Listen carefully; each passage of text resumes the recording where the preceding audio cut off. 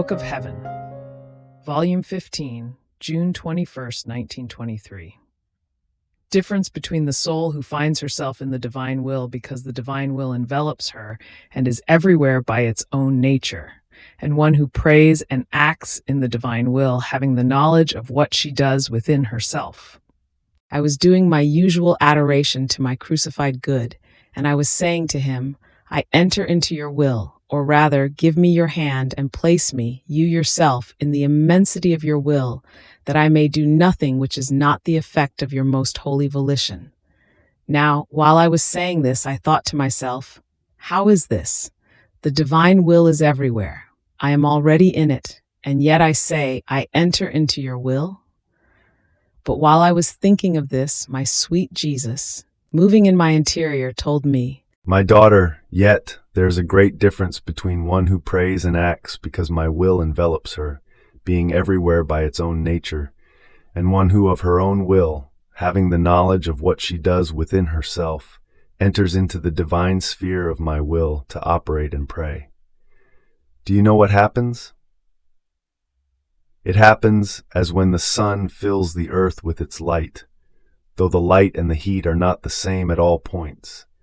At some points there is shade, at other points there is direct light and the heat is more intense. Now who enjoys more light, who feels more heat? One who is in the shade, or one who is at those points where the light is not covered by shade? However, it cannot be said that where there is shade there is no light. Although where there is no shade, the light is more vivid, the heat is more intense.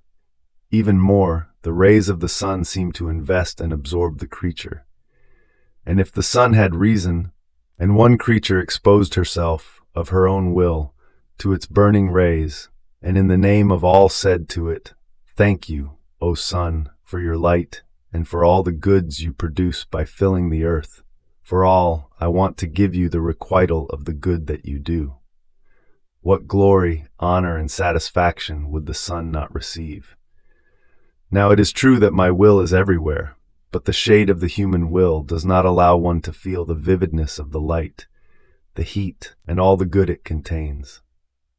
On the other hand, by wanting to enter into my will, the soul lays down her own and removes the shade of her volition, and my will makes its vivid light shine. It invests her, it transforms her into light itself. And the soul, plunged into my eternal volition, says to me, Thank you, O Holy Supreme Volition, for your light and for all the goods you produce by filling heaven and earth with your eternal will. For all, I want to give you the requital of the good that you do.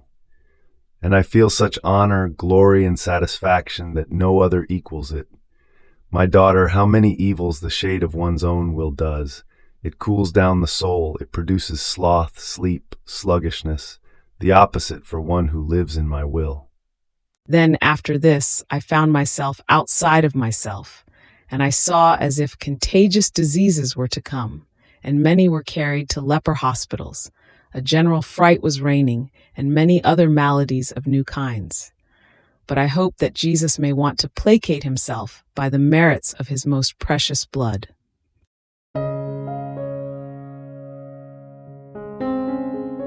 Thank you for being a part of our community here at Divine Will app. If you enjoy listening to Jesus's lessons on how to live in the divine will, please give this video a thumbs up. Your likes help us reach more souls yearning to live in the kingdom of the divine will. We'd love to hear your thoughts and reflections, so drop a comment below. Your insights not only enrich our community, but also inspire others on their spiritual journey. And don't forget to subscribe to our channel. By joining us, you're helping to spread the news of the kingdom of the divine will, so that together we can bring his kingdom to reign on earth as it is in heaven. In the divine will, always.